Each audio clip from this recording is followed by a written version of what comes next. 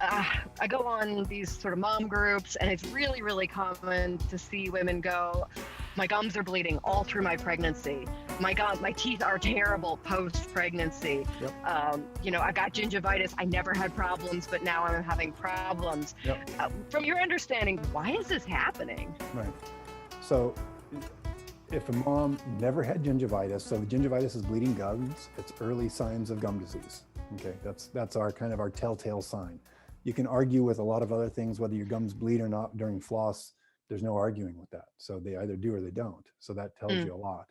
So if a mom never had gingivitis before she was pregnant and then started having gingivitis, that's problematic on a number of fronts. Okay, number one, because gingivitis essentially occurs because the skin, so thug bugs get down into the gum pocket. Let's see if I can do this with my sleeve. Okay, so that's too long of a distance, but here's my tooth and here's my gum tissue. Okay. Yeah. So thug bugs like to live down in this fold of skin, the gum pocket. Okay. And they get down in there. And if you have gingivitis, what has happened is the body has sloughed the surface layer of skin at that spot and tried to get rid of the thug bugs, which unfortunately now the thug bugs have access to your bloodstream. So let me know when you're back. Sorry.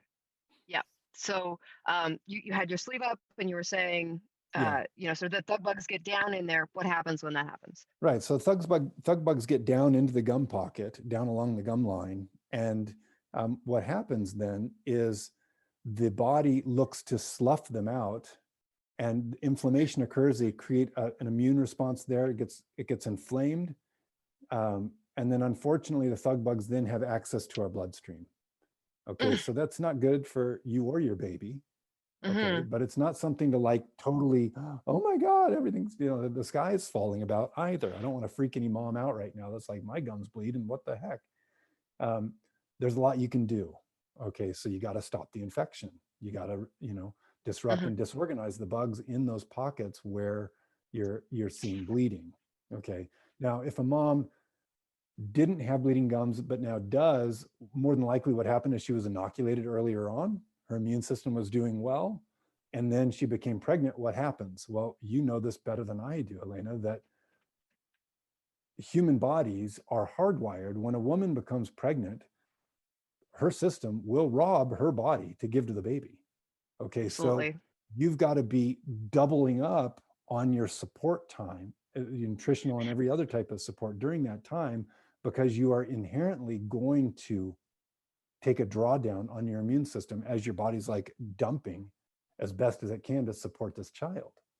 Right. So that's what I think probably happened is a person didn't have an active infection and then, oops, they slipped under that threshold. And now the thug bugs were in her mouth already and were able to make inroads and establish gingivitis. Right. And if the body's funneling all of the nutrition that it's getting or the resources, so we talk about mom's brains getting 5% smaller during pregnancy on average. Yeah. Then, like that's all the omegas leaving. That's where we get sort of the forgetfulness and stuff like that comes from moms. And it's also responsible for some of that postpartum depression experience often as well. Sure. I mean, trauma during birth process as well, but definitely nutritional deficiencies. So if we're not supporting, if we're not in an abundance of nutrition, the body's just going to take whatever it has. And then all of a sudden you're in a place of nutritional deficiency. And correct me if I'm wrong, but I think the idea is that if the body's in a nutritional deficient place, then that dentine is not going to be flowing to actively support the teeth. It's going to be pulling nutrients like calcium and I actually have no idea what other nutrients are in the teeth. You could fill that in for me. Phosphorus.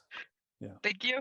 But calcium, is essential for forming those bones in the baby. So if you don't have a really good source of calcium beforehand, it's going to pull it from your teeth. Your teeth are not going to be as strong, and you're going to get that sort of the gum bleeding or the decay because it's not a vibrant space. You got it. So I want to echo onto one point you just made there, Elena, as far as nutritional deficiency. In this day and age, it really feels like, we're like, oh, okay, I'm on top of this and I'm eating well and whatever. It's what we've thought all along.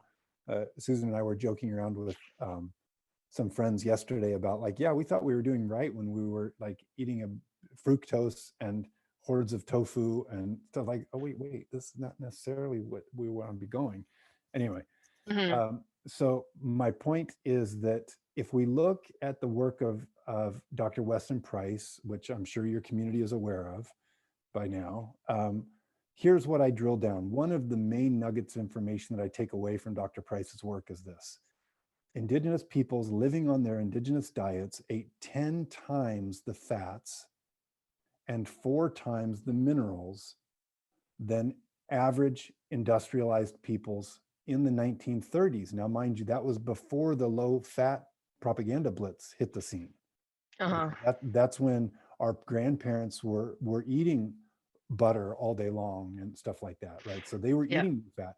Indigenous peoples ate 10 times the fat, 10 times. And when a couple was coming close to time, oh, this couple is coming together, they're going to become a family, special foods were reserved for the couple to support their future generations. Yeah, absolutely. So we really have to take a lot of focus on the point of fats in our diet. And that's healthy fats. And you owe it to yourself and your child and your children, your family, to figure out what's involved with what that really means. And don't stop if you don't, there's a lot of good resources out there for information about quality fats now, but they're tremendously important. There's so much more for you over in the Joygasmic Life membership. Become a bulletproof mom with us. Learn the tips and tricks and skills you need to recover from your postpartum mental health journey, and learn the tools of Joygasmic alchemy so you can have the kind of birth you've been dreaming of.